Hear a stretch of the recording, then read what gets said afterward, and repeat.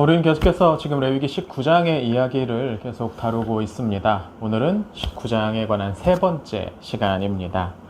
레위기 19장은 하나님의 백성들을 향해 거룩해야 한다는 의무를 부과하고 있습니다.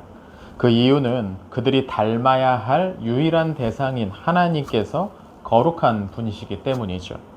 레위기 19장에서 거룩은 크게 두 가지 모습으로 설명됩니다. 하나는 부모로 상징되는, 대표되는 다른 사람들과의 화목한 관계, 바른 관계를 맺는 것이고, 또 다른 하나는 안식일 준수로 대표되는 하나님과의 바른 관계를 맺는 것이었습니다. 즉 사람을 사랑하고 하나님을 사랑하시는 것이야말로 거룩한 삶의 시작이자 하나님을 닮아가는 방법이라는 겁니다. 그리고 레위기 19장 두 번째 부분에서는 이웃사랑의 중요성이 다시 한번 등장했습니다. 하나님은 우리가 자신을 사랑하는 것처럼 이웃을 사랑해야 한다고 말씀하셨습니다. 하나님은 자신이 우리를 그분의 이웃으로 삼아주시고 우리를 향해서 사랑을 보여주셨죠. 이런 차원에서 이웃을 사랑하는 것은 우리가 하나님을 닮아가는 한 가지 방법이라고 할 수 있습니다.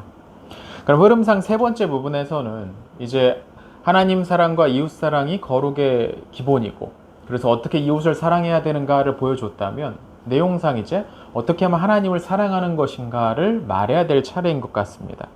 근데 레위기 19장의 그 나머지 부분을 읽어보면 뭐가 뭔지 주제가 통일되는 것 같지도 않고 좀 뒤섞여 있는 것 같은 느낌을 줍니다. 이런저런 규정들을 그냥 한데 모아놓은 그냥 일종의 어떤 율법 모음집 정도로 여기기도 합니다. 근데 자세히 살펴보면 여기에도 한 가지 주제가 희미하지만 분명히 들어있는 것 같습니다. 이 주제를 따라 읽으면 읽을수록 오늘 본문은 결국 하나님과 바른 관계를 맺기 위해서 우리가 어떻게 해야 하는가를 말하고 있구나 라는 것을 깨달을 수가 있죠. 오늘은 레위기 19장의 세 번째 부분인 이 19절부터 마지막 절까지의 이야기를 같이 한번 살펴보도록 하겠습니다. 먼저 19절을 한번 보겠습니다. 무슨 내용인가요? 가축을 기를 때 서로 다른 종류의 것들을 교미시키지 말고 한 밭에 두 가지 이상의 작물을 섞어서 파종하지도 말고, 나아가 옷을 만들 때에도 두 가지 이상의 직물을 사용하지 말라는 명령이 나옵니다. 아주 재미있는 내용입니다. 근데 사실 이스라엘 백성들이 여기에 나오는 이 규정을 문자 그대로 지키려고 했다면 이스라엘 백성들은 굉장히 여러 차원에서의 불편함과 어려움을 마주해야만 했을 겁니다. 예를 들어 한 밭에 두 가지 이상의 작물을 섞어 뿌리지 말라는 명령을 생각해 보시죠. 간단히 생각하면 각각의 밭에 한 가지 작물만 심으면 됩니다. 그런데 여기서 한 밭이란 어떻게 정의를 내려야겠습니까? 한 사람이 가진 밭을 한 밭이라고 해야 될까요? 아니면 우리처럼 논두렁, 밭두렁으로 이렇게 구획화된 하나의 단위를 한 밭이라고 해야 될까요? 그럼 한 사람이 두 종류의 작물을 심고 싶어서 자기가 가진 하나의 밭을 두 개의 경계로 뭔가 경계물을 세워서 나누는 것은 이 율법에 적용되지 않는 걸까요? 이런 것도 어떻겠습니까? 원래 나는 하나의 씨앗만 내 밭에 뿌렸는데 옆에 있는 사람이 다른 씨앗을 뿌렸는데 그게 바람에 날아와서 내 밭에 두 가지 작물이 동시에 자라게 되는 그런 경우는 어떻게 해야 될까? 이건 율법을 어긴 걸까요? 그렇게 수확된 것들은 다 갖다 불태우거나 버리거나 그래야 될까요? 서로 다른 종류의 가축을 교미시키지 말라는 이 명령은 사실 성경 속에서부터 위반되는 예가 자주 등장합니다. 바로 노새죠. 노새란 암말과 수탕나귀를 교미시켜서 낳게 한 그런 혼잡종입니다. 성경시대 노새는 자주 사용되었는데요. 아버지 다윗에 대해서 반란을 일으켰던 압살롬이 타고 도망가다가 그 머리가 나무에 걸렸던 바로 그때 그 타고 다니던 것이 노새였습니다.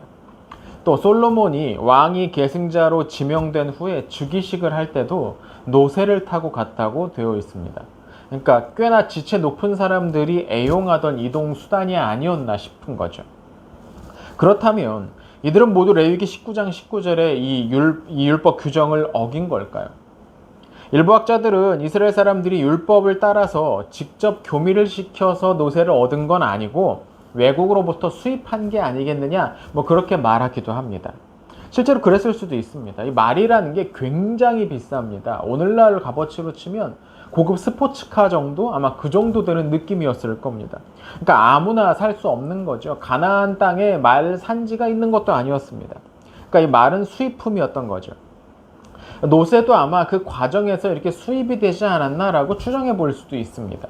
근데 이런 식으로 넘기는 건 좀 궁색하지 않습니까?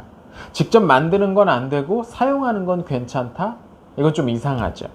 마약 제조가 금지되면 당연히 사용하는 것도 안 되는 거 아니겠습니까? 두 가지 이상의 직물을 섞어서 옷을 만들지 말라는 그 규정 역시 문자 그대로 지키려면 까다롭습니다. 당장 우리들이 입고 있는 옷의 대부분이 그런 식으로 만들어졌습니다. 두 가지 직물을 섞어서 짰죠. 뿐만 아니라 하나의 옷을 만들 때도 이 부위는 이런 소재를, 저 부위는 저런 소재를 그런 식으로 사용했을 수도 있습니다. 면 몇 퍼센트에 폴리에스테르 몇 퍼센트 뭐 이렇게 함유되어 있는 옷을 우리는 되게 익숙하게 입습니다. 물론 고대인들은 뭐 나일론이니 폴리에스테르니 그런 것 합성 섬유를 아직 사용하지 않았을 겁니다. 하지만 짐승의 털로 만든 모와 식물 섬유로 만든 배나 면을 함께 섞어서 옷을 만들 때 훨씬 더 유용한 옷이 나오리라는 것, 뭐 이건 당연한 일일 겁니다. 그러니까 그렇게 하지 못하도록 만드는 이 규정은 상당히 불편했을 거라는 거죠. 그러니까 제가 하려는 말은 언뜻 간단해 보이는 레위기 19장 19절의 이 규정을 실제로 지키는 데는 굉장히 어려운 문제들이 잔뜩 있다는 겁니다.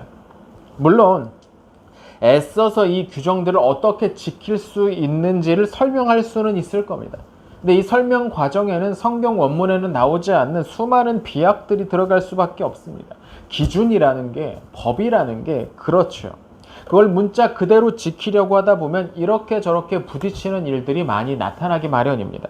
훗날 바리새인들이나 사두개인들이 빠졌던 함정이 바로 그것이었죠.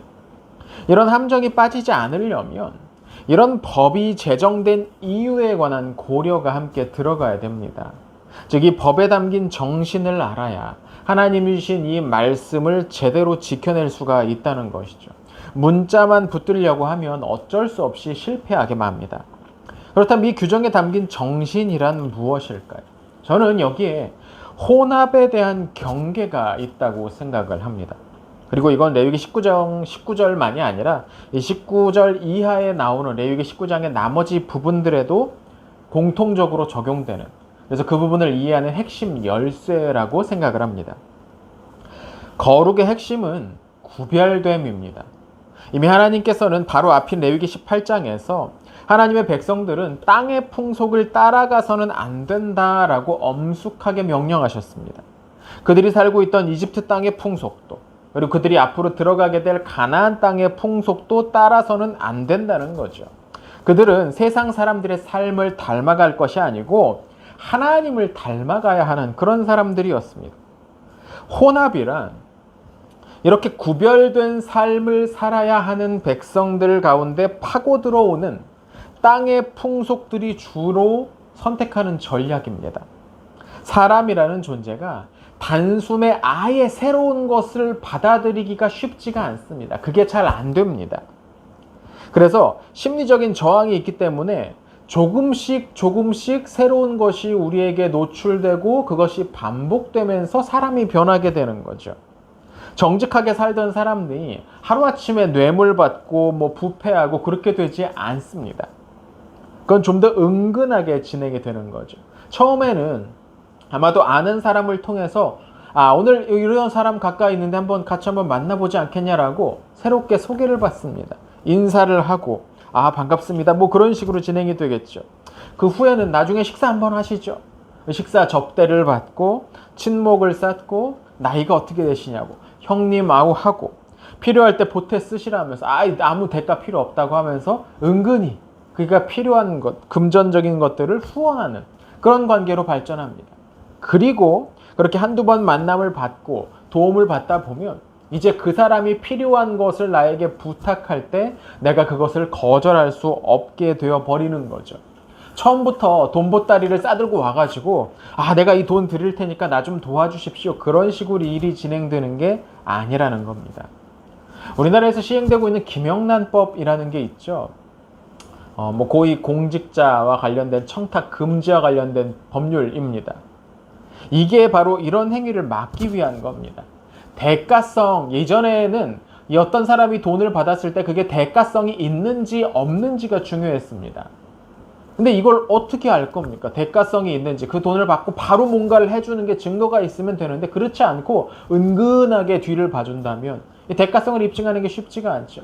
그런 식으로 부패가 만연화되는 겁니다. 김영란법은 대가성이 있든 없든 공무원들은, 특정한 위치에 있는 그런 사람들은 그런 접대를 아예 얼마 이하까지만 받아라.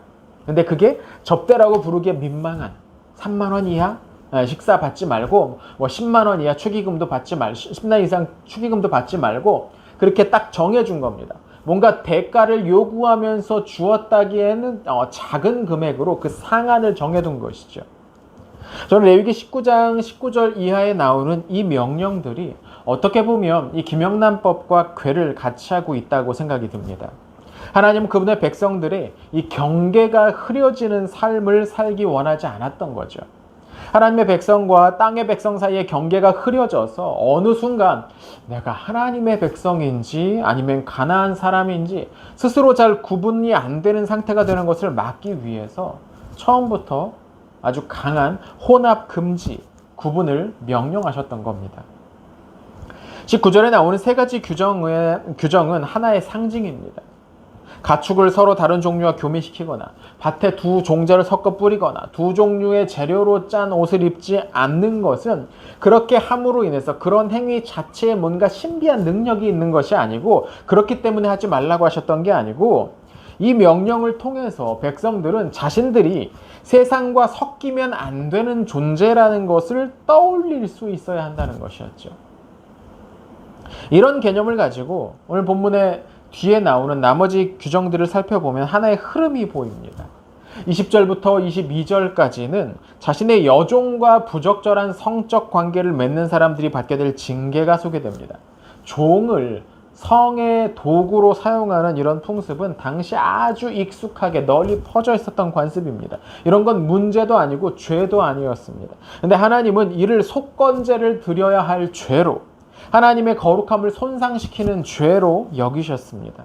하나님의 백성들은 성적 관계에서도 함부로 몸을 섞어서는 안 된다는 것이죠.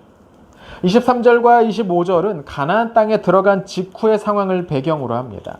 이스라엘 백성들이 가나안 땅에 들어가서 먹는 그 어떤 과실, 그 과실의 나무를 심게 된다면 3년째까지는 거기에 맺히는 열매를 절대로 먹지 말고, 4년째에 맺히는 것은 그 모두 먹지 말고 하나님께 바치고, 5년째에 거둔 수확부터 비로소 먹어도 된다는 겁니다. 생각해 보십시오. 이스라엘 백성들이 어디에 과일나무를 심겠습니까? 나무가 자랄 수 있는 곳이겠죠.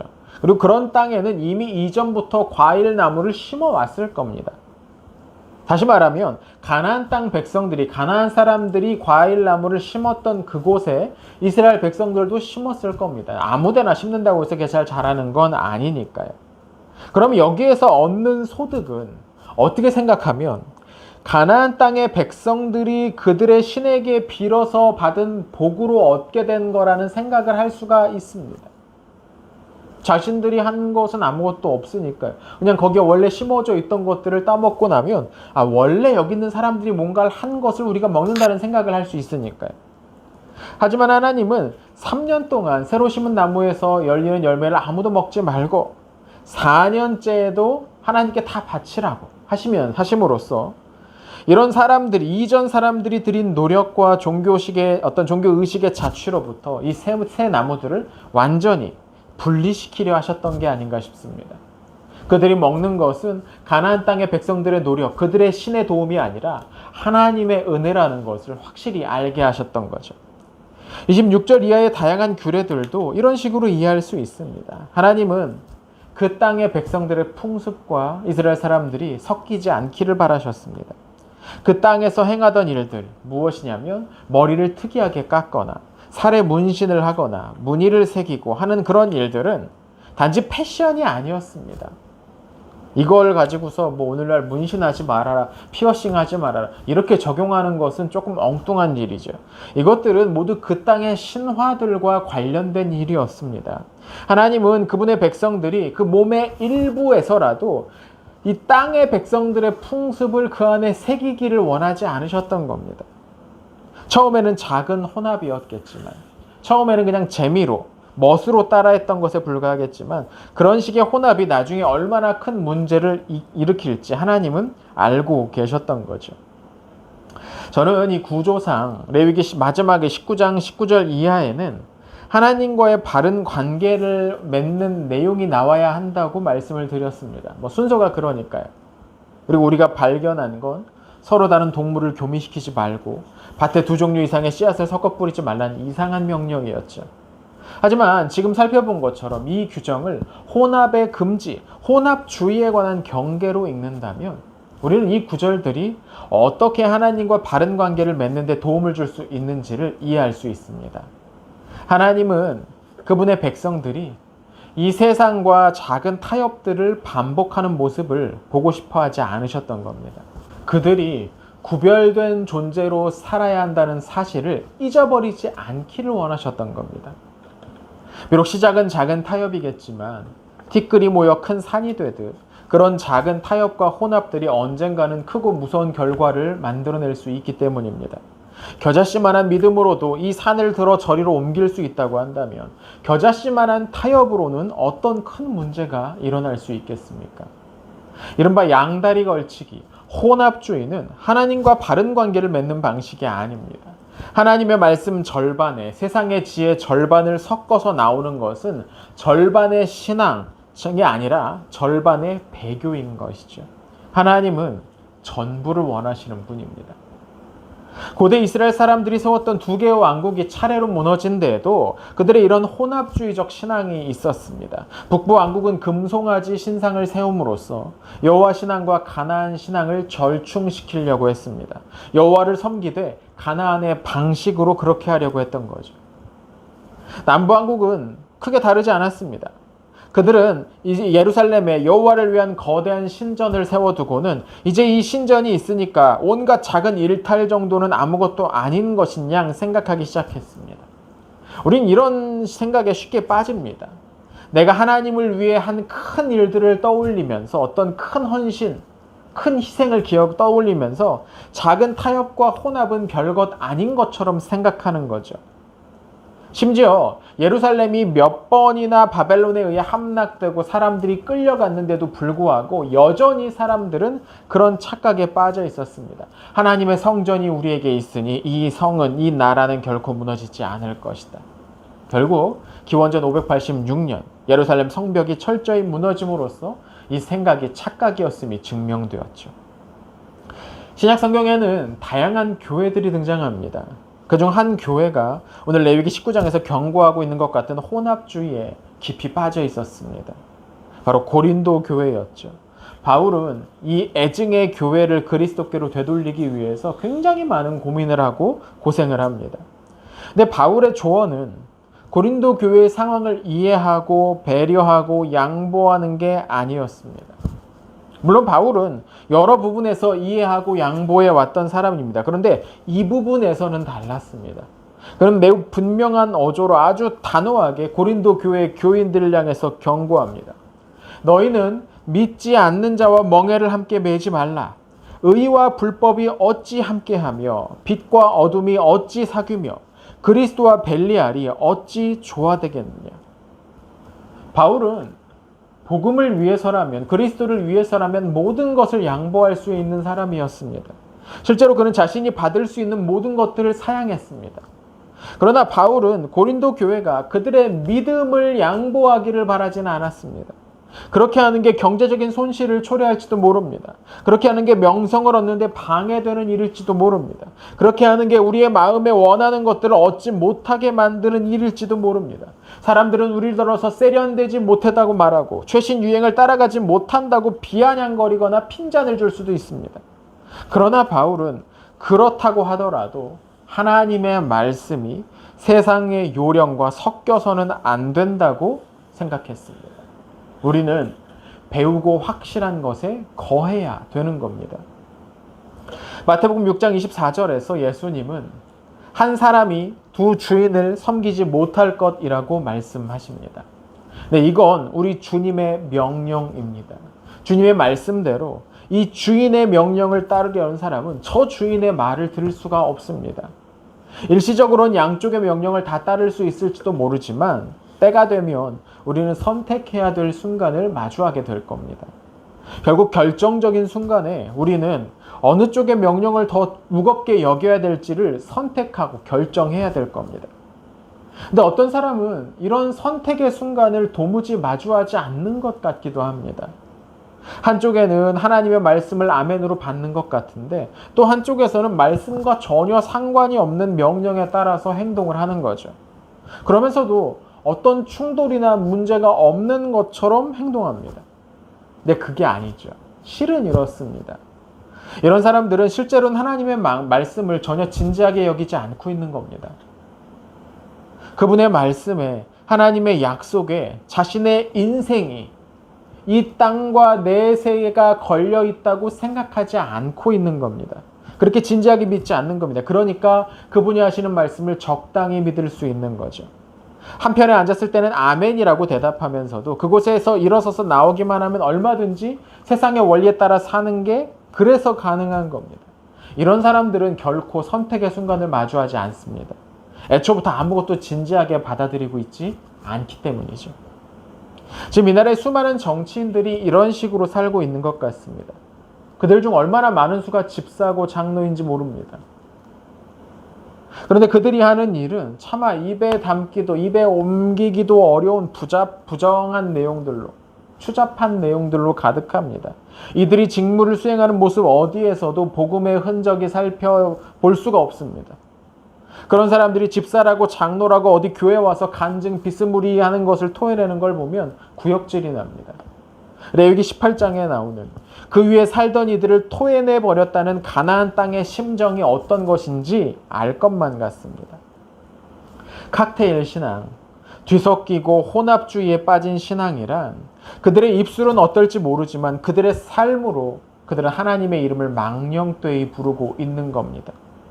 하나님은 그분의 이름을 망령되게 부르는 자를 죄 없다 하지 않으신다고 말씀하셨는데 정작 혼합주의에 빠져 사는 사람들은 자신들이 어떻게 사는지를 알지 못하니까 정말 말씀이 하나도 틀린 게 없습니다.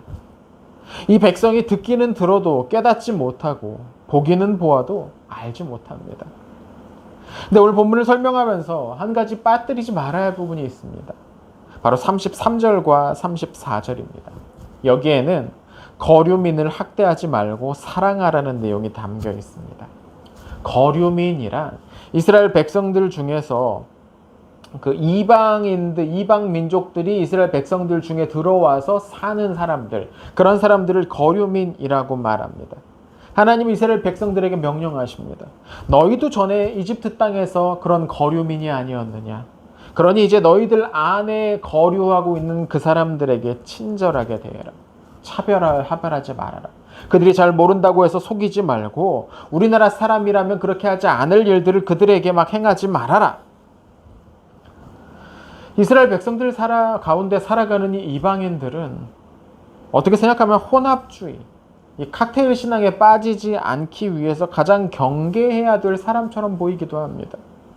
그런데 하나님은 도리어 그들을 뭐라고 말씀하시냐면 너희 중에서 나은 자들과 같이 대하라고 말씀하십니다. 이건 무슨 이유 때문이었을까요? 하나님의 백성은 폐쇄적인 공동체가 아닙니다. 출애굽 당시부터 이스라엘 백성 가운데는 여러 민족들이 함께 섞여 살고 있었습니다. 그들은 자신들의 민족과 가족을 떠나서 이스라엘 백성들과 함께 새로운 삶을 살기를 결단한 사람들이었습니다. 물론 그들에게서 가끔씩 옛 습관이 나타날지도 모릅니다. 가끔은 그들 때문에 문제가 일어나기도 하겠죠. 하지만 하나님은 그들을 버리지 않으셨습니다. 그들이 이스라엘 백성들과 함께 하려고 결단했다면 그들의 출신 때문에 그들을 배척해서는 안 된다는 거죠. 경계를 분명히 세우고 기준을 세우는 일은 나와 다른 사람을 다 배제하고 쫓아내는 것과는 다릅니다.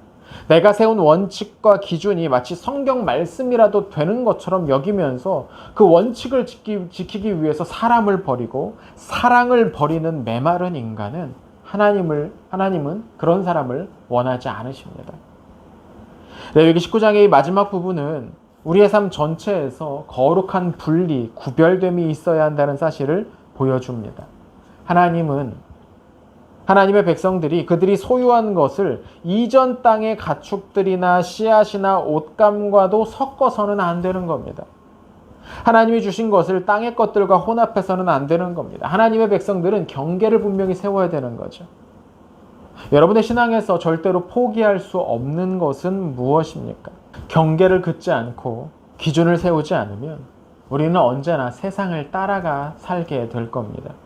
그리스도인은 기준을 바로 세우는 사람들입니다. 새로운 기준을 세우는 사람들입니다. 오늘 예배를 마친 후에 잠잠히 우리 안에 신앙의 기준을 다시 세우는 그런 점검하는 시간을 가지시면 어떨까 싶습니다. 하나님께서 그 가운데 주시는 은혜를 경험하시게 될 겁니다. 함께 기도하겠습니다. 하나님, 저희 삶의 질서와 기준을 세우게 하옵소서. 타협하지 않아야 할 것들을 양보하지 않게 하옵소서. 온 세상의 참 주인이신 하나님만을 저희의 삶의 주로 모시게 하옵소서. 이번 한 주 그렇게 살아가기를 소원합니다. 예수님 이름으로 기도합니다. 아멘.